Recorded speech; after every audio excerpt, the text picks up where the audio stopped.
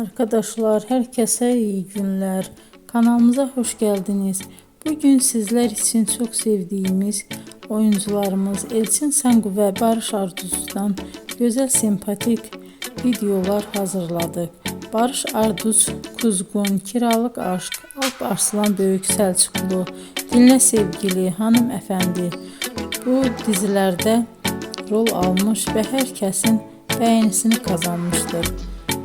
Ben de sizler için onların romantik karelerini hazırladım. Bu videoların devamının gelmesini istiyorsanızsa emeğime saygı olarak kanalıma abone olup yorum yazmayı, sona kadar izlemeyi unutmayın.